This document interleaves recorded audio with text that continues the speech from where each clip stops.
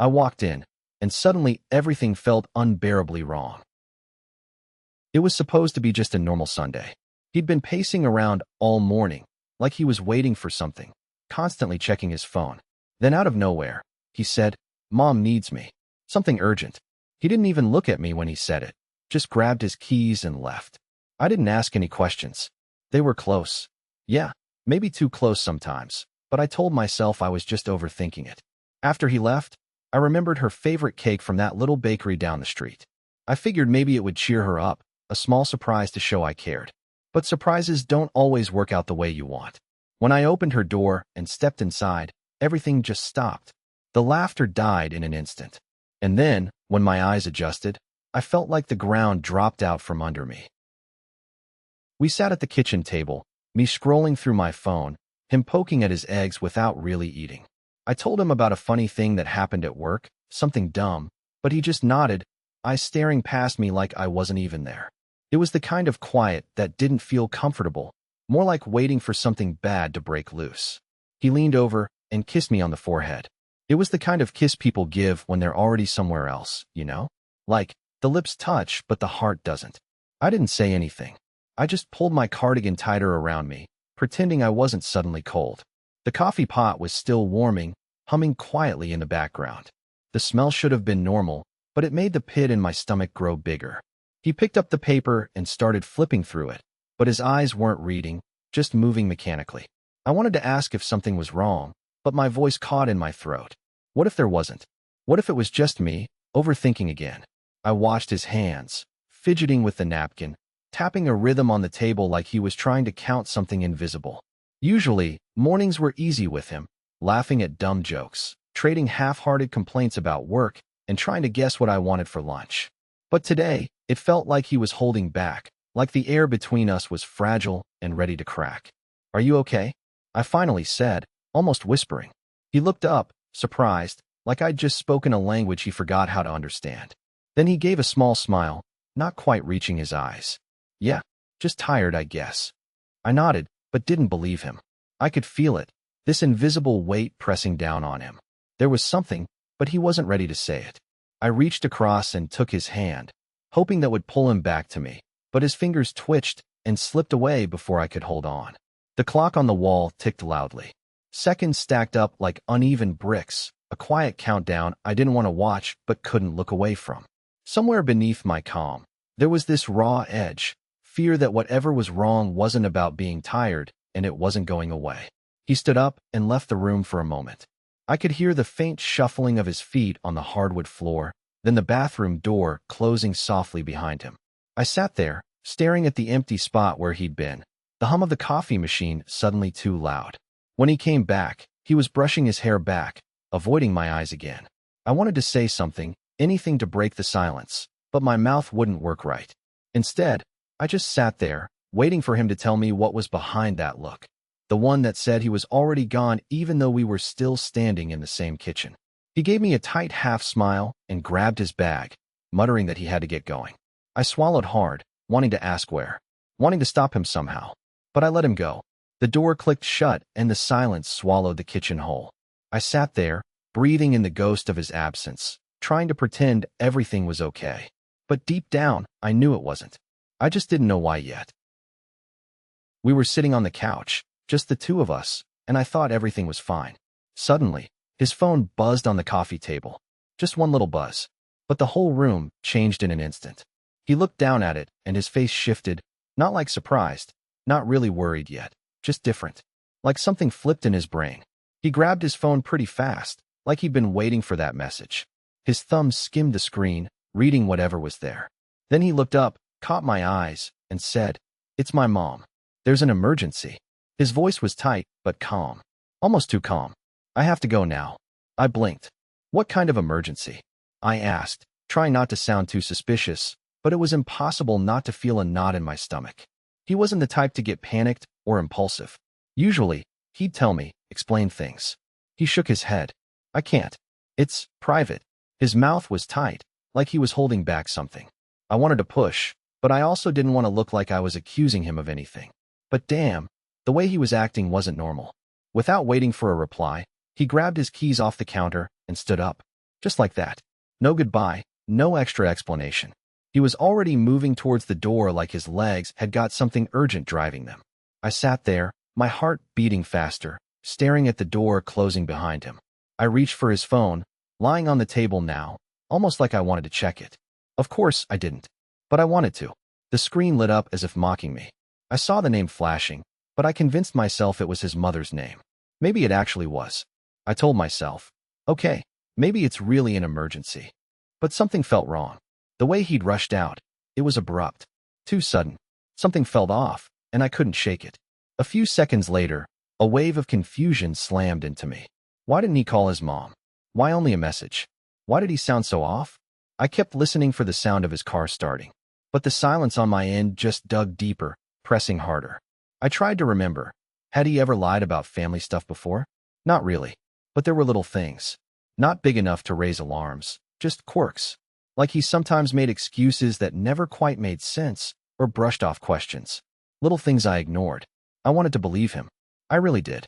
But the suddenness, the way he left, and that odd look in his eyes, everything twisted inside me. My phone buzzed. I jumped. Nothing. Just some random notification. It hit me how empty the room felt all of a sudden. His side of the couch, his coffee cup, his phone. Everything reminded me there was no real explanation yet. Only this tight knot in my chest that wouldn't go away. I didn't know what to do. Should I call him? Wait. Follow. I felt frozen. The more I sat there doing nothing, the worse the silence got. That kind of silence that wasn't just quiet. It felt loaded, heavy with secrets. I glanced back at the phone again. I wanted to believe in the emergency, in the mom, in whatever story he was telling me. But inside, a little voice nagged, telling me I might be wrong. That maybe there was no emergency at all. And just as I was about to pick up my keys to check, the doorbell rang. I froze. Who could be here? Not him. Not yet. My hand hovered, heart pounding like a drum. A harsh wave of unease settled over me, mixing with this painful confusion that I wasn't ready for. I thought maybe, just maybe, what I was about to find would finally answer everything. But deep down, I knew the real answers wouldn't come that easy. I stood in the kitchen for a long time, staring at the cake box in my hands, the one I'd picked up just that morning. It was her favorite, a simple lemon drizzle. I'd heard her mention it once, months ago, during a rare phone call. I hesitated, though. Part of me wanted to just turn around, go home, and forget everything. But then I thought, maybe this would help. Maybe it'd show her I wasn't the enemy, that I cared. Kindness was my reflex, my biggest strength, and my worst weakness. I wiped my palms on my jeans, trying to steady the sudden nervousness creeping up on me. The house felt strangely quiet when I got there, the kind of silence that presses on your chest. I knocked softly. No answer. Should I just leave it on the doorstep? Before I could decide, the door creaked open. She stood there, eyes tired but clearing up when she saw the cake. "Oh, you didn't have to do that," she said, voice softer than I remembered. She invited me in without a second thought, which threw me off. I wasn't sure if that was a trap or a genuine moment. We sat in the living room, the lemon scent of the cake lingering between us. She accepted a slice, and for a minute, things felt normal. I asked about the garden, the grandkids, the new flowers she was always so proud of.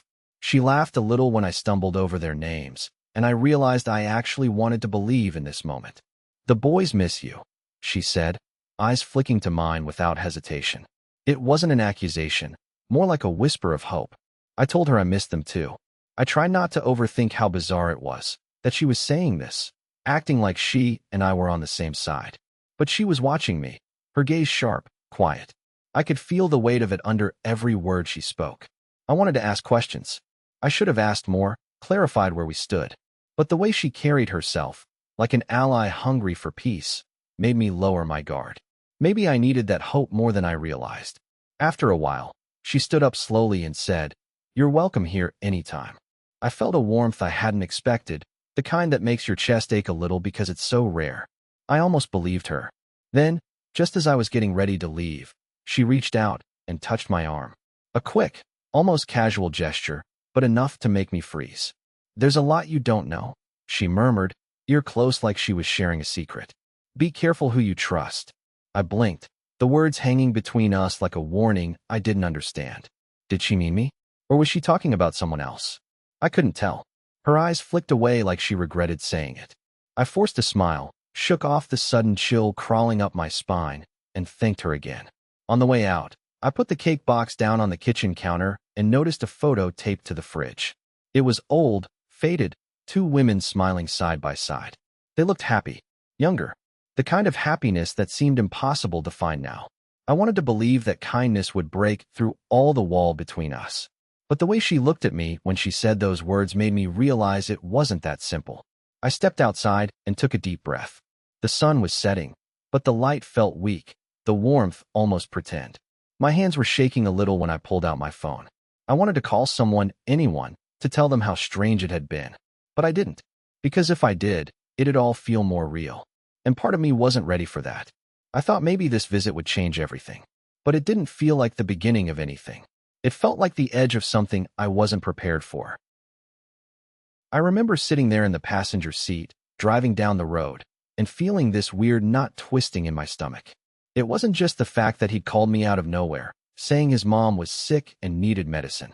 Something felt off, like I could tell, without really knowing how. It started when I peered over at the bag on the floor. There was supposed to be medicine in there, right? But when I glanced inside, I noticed the bottle looked unopened. No crumples, no mess, no pharmacy label tampered with or bent. Nothing. I thought maybe I was just overthinking it. Maybe he had just grabbed it and put it in the bag without opening it yet. Still, the thought gnawed at me.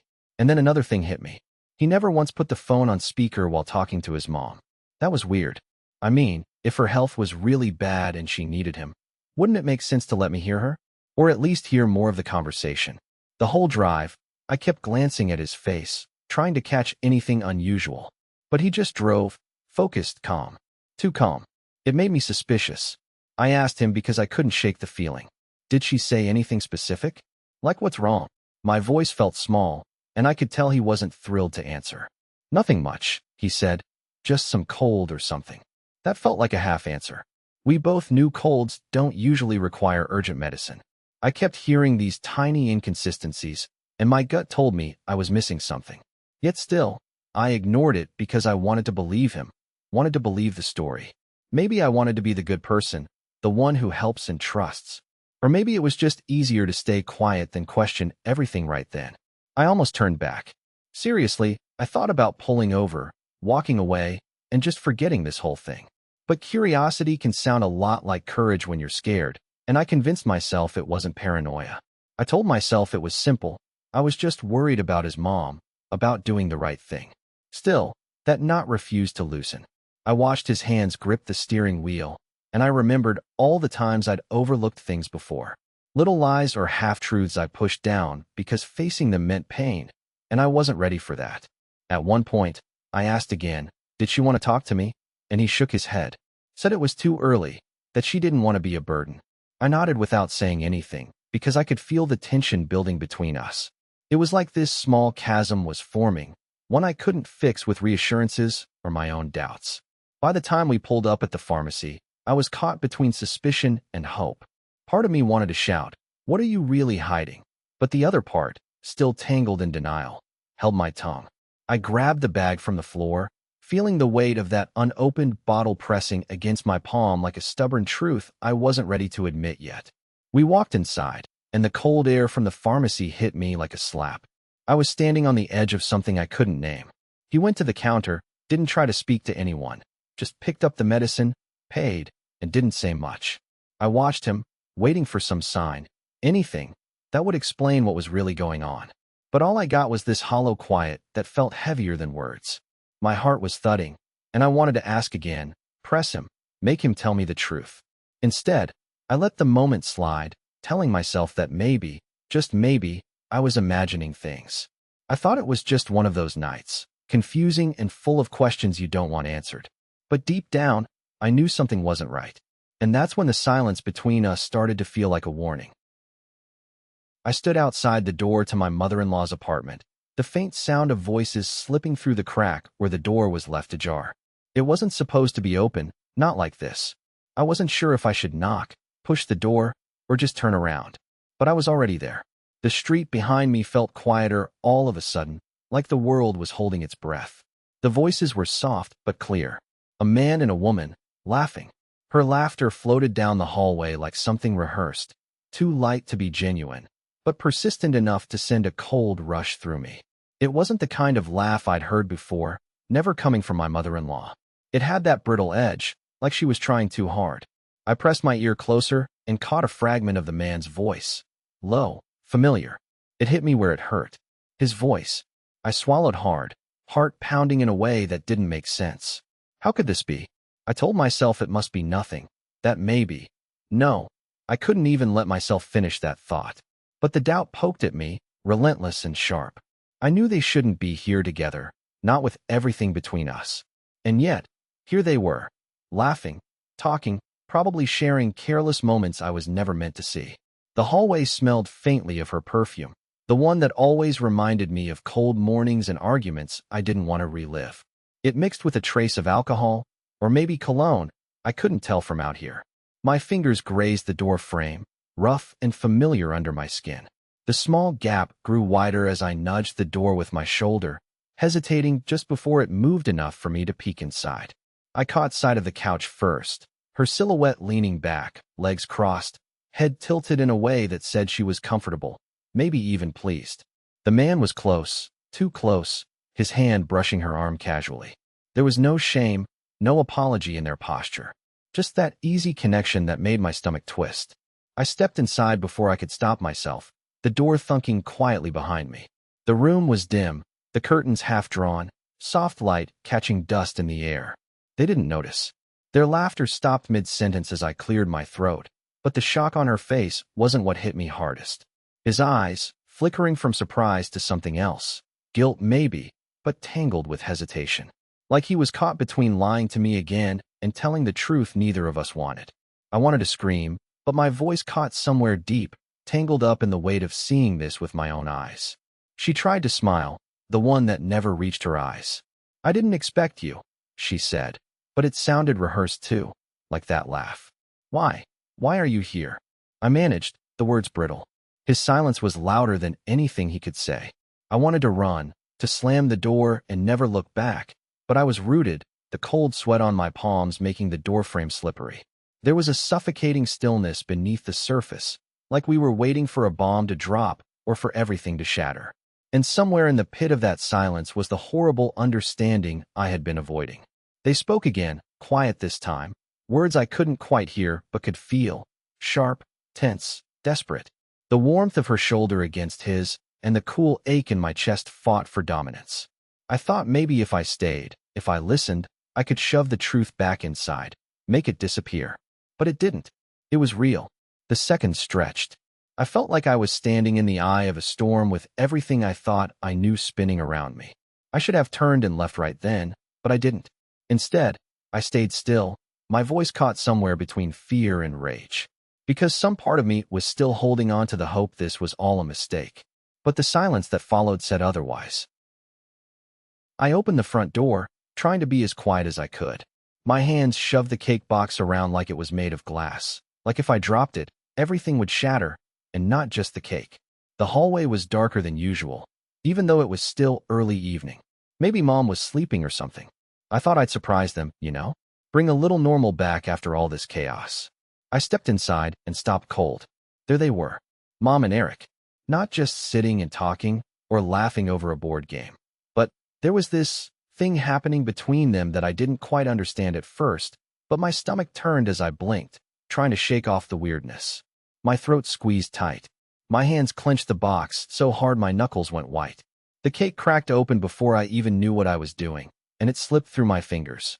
The sound it made hitting the floor was softer than my heartbeat pounding in my ears. Maybe that's why I thought, just for a second, that it wasn't real, that it was a nightmare I could wake up from. But it wasn't. I saw my husband and my mother tangled up in something that didn't make any sense. Not the way it should, not in a way a family does. There was an intensity, something secret I had never guessed. The look in their eyes was sharp, like they were caught and victorious all at once. Like they were hiding the world from me and daring me to find out. I swallowed, but nothing went down.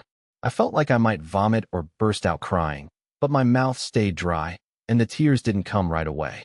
I wasn't sure if I was angry first or just shocked. I wanted to scream, but all the noise only lived inside my chest, crashing and crashing, with no way out. What the hell? My voice came out softer than I wanted it to, cracked and trembling. I took a small step back, but my legs felt like dead weight. I leaned against the wall, clutching the empty cake box, the icing smeared from when it hit the floor. I wanted to ask them to explain, to tell me it was a bad joke. Instead, I just stood there, imagining every terrible thing this meant. Mom's eyes flew wide, like catching me surprised made her lose her balance. Eric's face went pale but cold, like he'd been caught, but didn't care. I hated the way my heartbeat sped up, mixing fear with something darker, maybe betrayal. How long had this been going on? How many times had I smiled and never looked close enough? I felt a wave of nausea rising. Nausea and a flicker of despair twisting together until my stomach tightened in a knot. I wanted to throw up, wanted to run away, but my feet wouldn't cooperate. I was completely frozen, stuck where I was, overwhelmed by the thought that my whole world had shifted on a dime. Every conversation, every night of pretending everything was fine.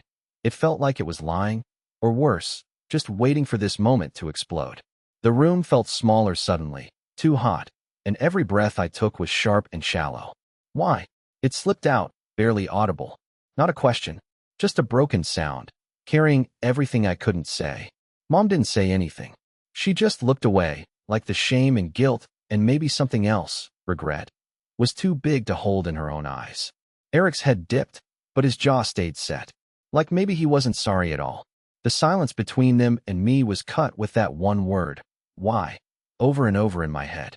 I crammed my fists into my pockets, desperate to hold myself together. But I could feel the cracks forming, spreading fast. Betrayal isn't just about what they did to me. It's about the bloody space that's left after you realize you didn't really know them at all. I dropped to the floor, sitting with my back against the wall, clutching the ruined cake box like it was the last piece of anything real. My mind spun with everything I should have seen, everything I'll never unsee now. I thought it was over, I whispered to nobody. But the silence around me screamed something different. I slipped backward the same way I came, careful not to make a sound.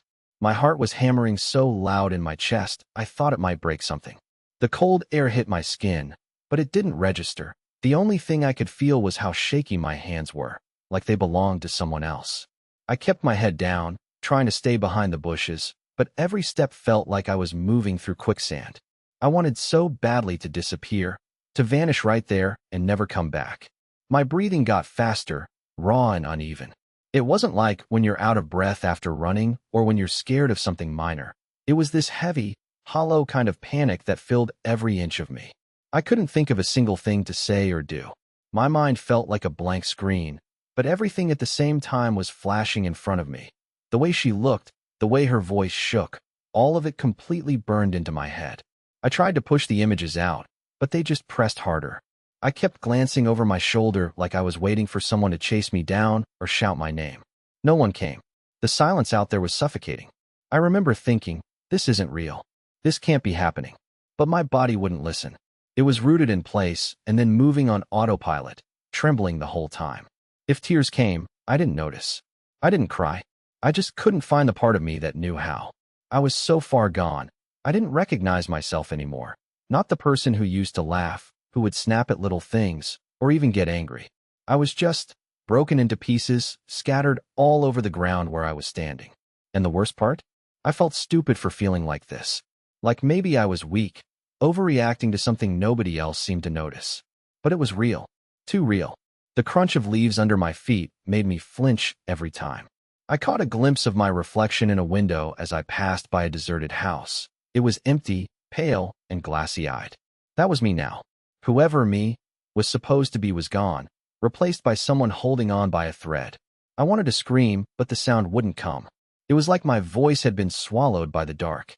I tried to take deep breaths, telling myself to calm down, but it was like trying to catch smoke with my bare hands. My chest tightened, and the weight in it pressed harder with every step.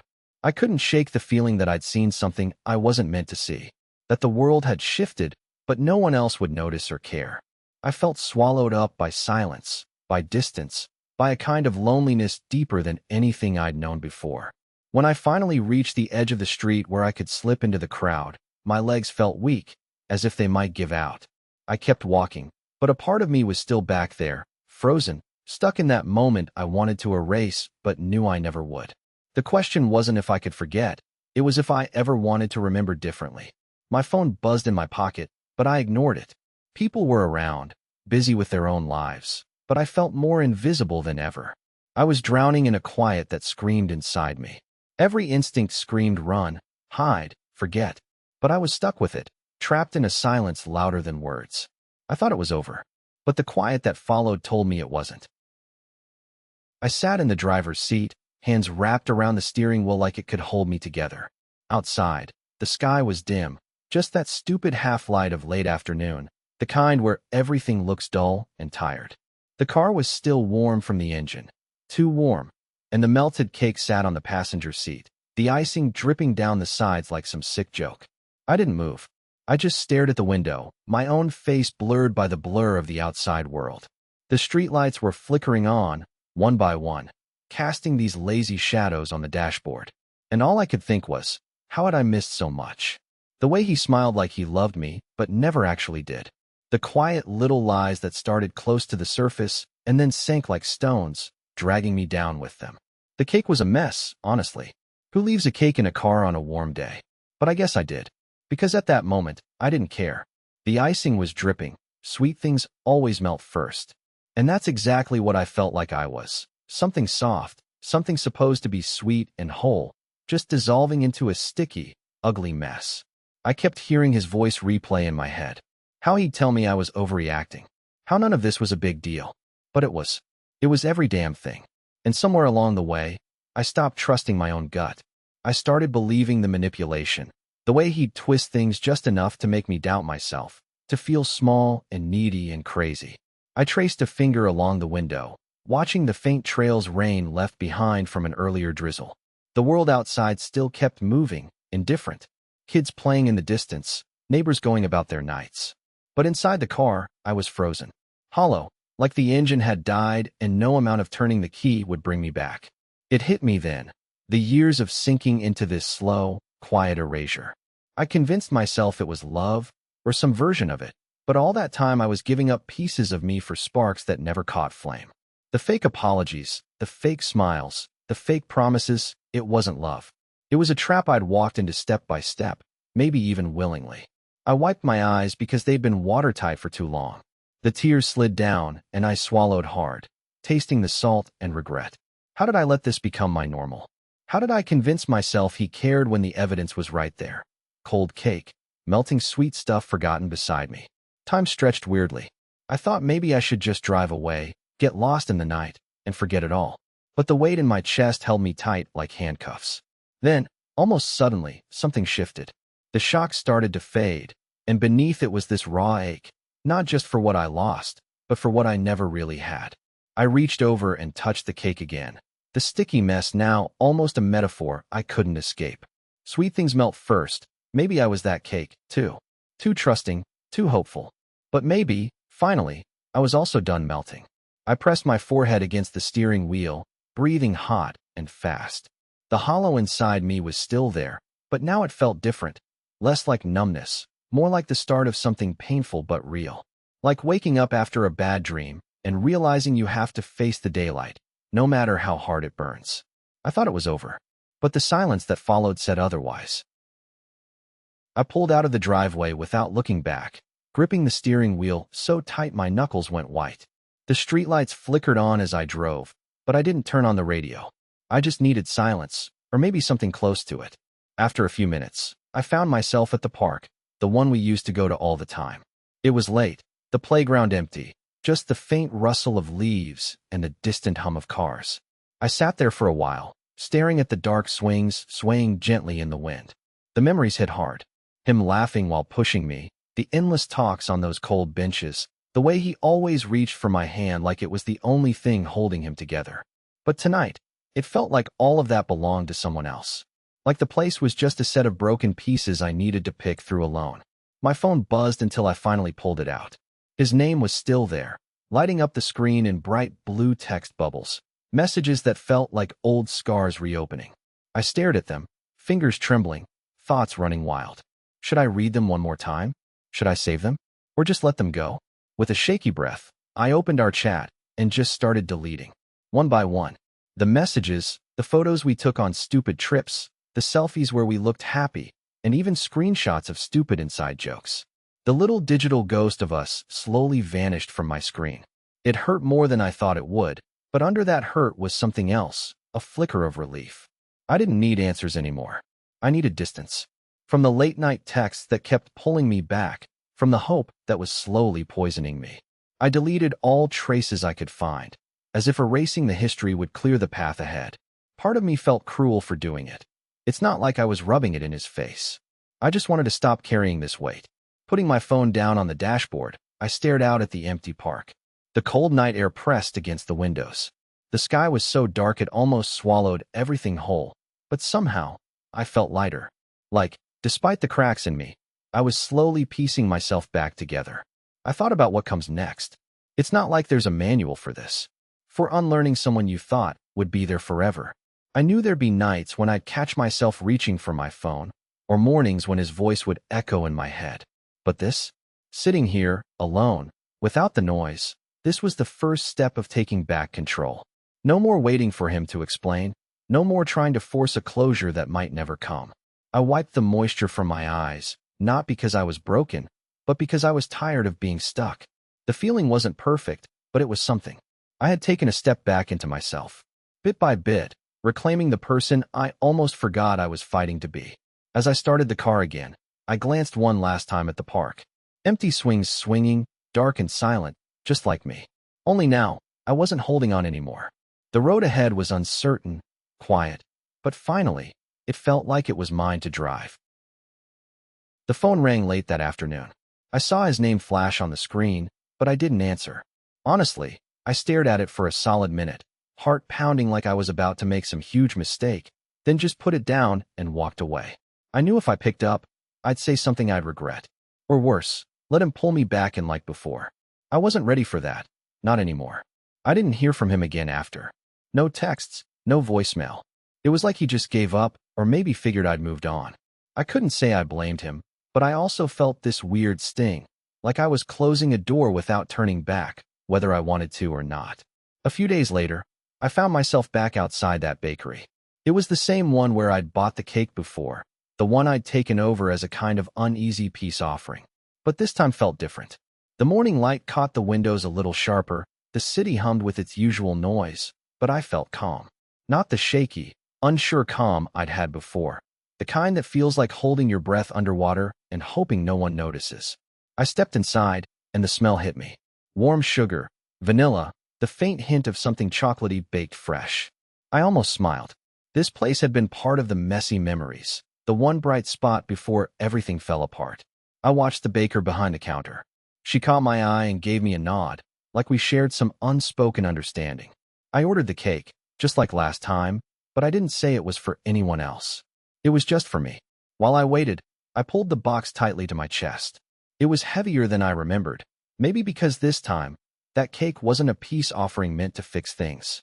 It was proof that I could do something kind for myself, something that had nothing to do with him or the past.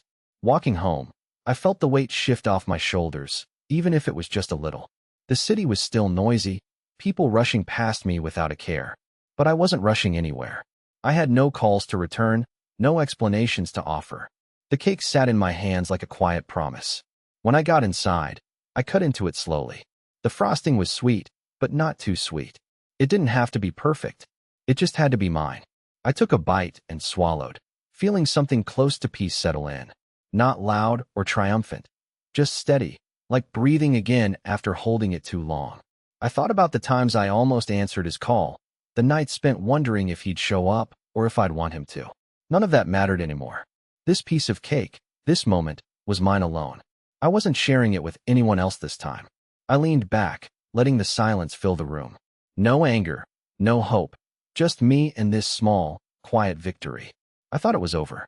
But the way the light hit the wall made me realize something different. Sometimes, closing the door isn't the end. It's just the beginning of something you never expected.